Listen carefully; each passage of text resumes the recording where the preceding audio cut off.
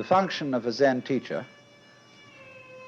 is to put his students in all kinds of situations where in the normal course of social relations they would get stuck.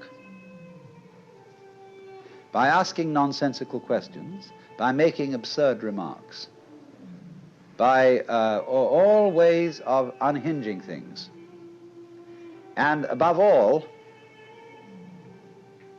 keeping them stirred up with impossible demands. To hear the sound of one hand, to, without moving, stop a ship sailing out on the water, or to stop the sound of a train whistle in the distance. Magic. To touch the ceiling without getting up from one's chair. To take the 4 divisions of Tokyo out of your sleeve.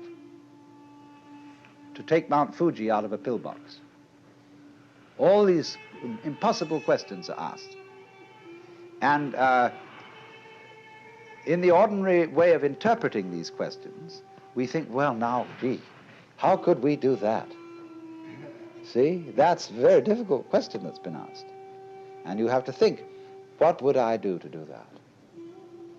Because we are caught up in a certain way of discourse, which the language game that we play and the social games, the production games and the survival games that we play are good games. But we take them so seriously that we think that that is the only important thing. And this is to unstick us from that notion and realize that it would be just as good a game to drop dead now as to go on living. Is a lightning flash bad because it lives for a second as compared with the sun that goes on for billions of years?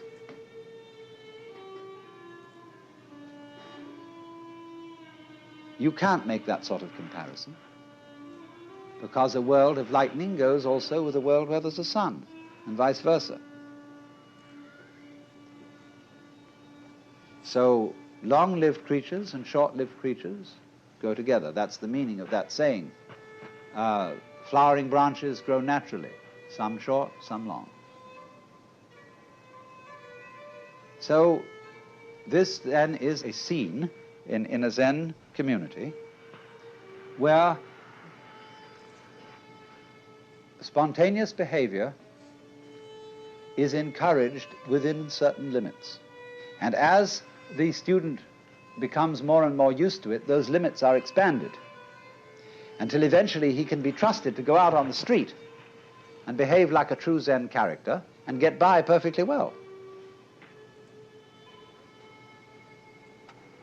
You know what occasionally happens on the street when 2 people are walking down the sidewalk straight at each other, and they both decide to move to the right together, and then to the left together, and they somehow get stuck, and they can't pass each other. Zen teachers will pull just exactly that sort of stunt when going down a path and meet one of their students, to see if they can get him in a tangle, and can he escape from it. And you will find in everyday life that there is a very clear distinction between people who always seem to be self-possessed and people who are dithering and nervous and don't quite know how to react in any given situation, always getting embarrassed because they have their life too strongly programmed. You said, I mean, this is a common marriage argument. You said you would do such and such a thing at such and such a time, and now you've changed your plans. Not that the change of plans really caused any inconvenience, but just the feeling that when you say you will do something at a certain time, you ought to do it at that time, come hell or high water. Well, that's being very unadaptable. That's being a stone kind of sticky thing. If it, after all, doesn't matter when we do it, and somebody is offended because the time has been changed, that's simply because they are attached to punctuality as a fetish. And this is one of the great problems. This causes many automobile accidents. Men rushing home to be on time for dinner when they stayed late either working or they had to stop for a drink at some bar, or when the girl feels that she has to, if she has a fussy husband and she feels she has to have the dinner ready at exactly a certain moment, she ruins the cooking. You'd rather have a faithful wife and a bad cook. I hope I'm not treading on any toes.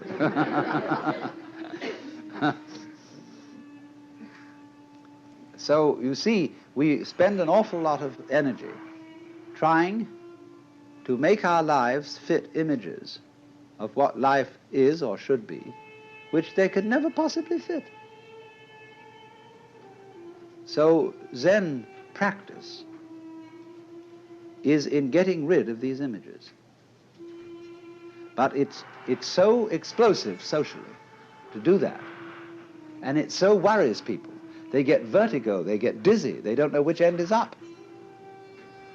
And this happens, you know, if you've ever been in one of those blab sessions, where they call them tea groups, I think, or something like that, where the people gather together without any clear idea of what this gathering's about. They know it's somehow self-exploration, but just how do you begin on that? And so somebody starts to push his idea, and then somebody else says, well, why are you trying to push your idea on us? And then they all get into an argument about the argument. And the most amazing confusions come about, but sometimes they all see what idiots they're being, and then they learn to live together in a really open and spontaneous way. There was a very interesting dinner party once where a Zen master was present, and there was a geisha girl who served so beautifully and had such style that he suspected she must have some Zen training. And after a while, when she paused to fill his sake cup, he bowed to her and said, I'd like to give you a present. And she said, I would be most honored. And he took the iron chopsticks that are used for the hibachi, the charcoal brazier, moving the charcoal around. He picked up a piece of red-hot charcoal and gave it to her. Well, she had very long sleeves on her kimono. She whirled the sleeves round her hands and took the hot charcoal, withdrew to the kitchen, dumped it, and changed her kimono because it was burnt through.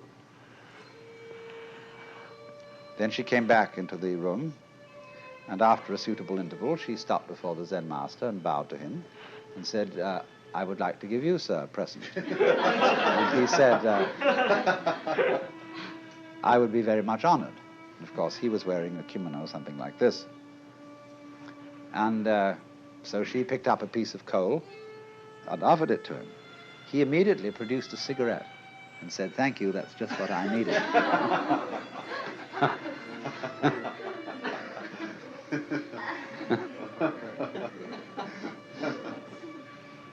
Now, you know, in the same way that we have this in our culture, certain people who are comedians, who know how to make jokes and gags in a completely unprepared situation, face them with anything, and they somehow come through. So that is exactly the same thing in a special domain as Zen. Only a master of Zen does this in every life situation. But the important thing is to be able to do this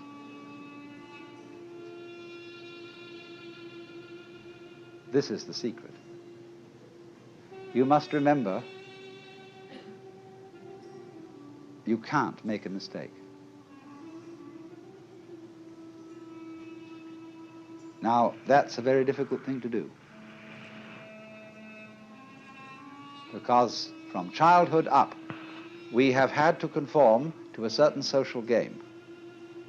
And if you're going to conform to this game, you can make mistakes or not make mistakes. And so this thing has gone into us all the time. You must do the right thing. There's certain conduct appropriate here, there's certain conduct appropriate there. And that sticks in us and gives us a double self all our lives long, because we never grow up. Do you realize that the whole of life plays a game, which is a childhood game? There are three kinds of people: top people, middle people, and bottom people.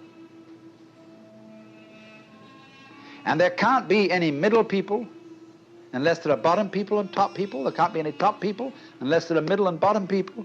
And so it goes. And everybody's trying to be in a top set. Well, if they're going to be there, there's got to be someone in a bottom set. And the people who do the right thing and the people who do the wrong thing. Here in Sausalitu, we have this very, very plainly. There are the right people, the nice people who live up on the hill. Then there are the nasty people who live down here on the waterfront, and they grow beards, and they wear blue jeans, and they smoke marijuana, and whereas the other people on the top of the hill drive Cadillacs and have wall-to-wall carpeting and nicely mowed lawns, and their particular kind of poison is alcohol. Now, the people who live on the top of the hill know that they're nice people. But they wouldn't know they were nice people unless they had some nasty people to compare themselves with. Every in-group requires an out-group, whereas the nasty people think they are the real far-out people, whereas those people, those hillbillies, are squares. And they wouldn't be able to feel far out unless there were squares. See? These things simply go together. But when that is not seen, we play the games of getting on top of things all the time, and so we're in a constant state of competition as to, if it's not I'm stronger than you, it's I'm wiser than you, I'm more loving than you, I'm more tolerant than you, I'm more sophisticated than you. It doesn't matter what it is, but this constant competition is going on. In terms of that competition, we can, of course, lose place and in that sense make mistakes. But what a Zen student is a person who is not involved in the status game. That's the real meaning of a monk.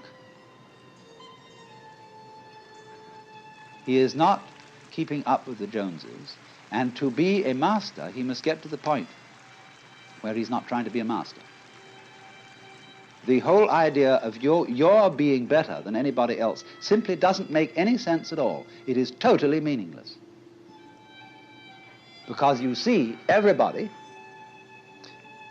manifesting the marvel of the universe in the same way as the stars do, and the water and the winds and the animals. And you see them all as being in their right places and not being able really to make mistakes, although they may think they're making mistakes or not making mistakes, and playing all these competitive games. But that's their game. Now, I only say, if that game begins to bore you, and it begins to trouble you and give you ulcers and all kinds of things, then you raise the problem of getting out of it. And therefore you start to become interested in things like Zen. That is simply a symptom of your growing in a certain direction, where you are tired of playing a certain kind of game. You are as naturally flowing in another direction as if a tree were putting out a new branch. So because you say, oh, well, we people are interested in higher things, you see, that depends still on the differentiation of rank between the superior and the inferior people. But when you begin to see through that and grow out of that, you don't think anymore of this superior and inferior classification. You don't think we are spiritual people who attend to higher things as distinct from these morons who are only interested in beer and television. This is simply our particular form of life. Like there are crabs, and there are spiders, and there are sharks, and there are sparrows, and so on.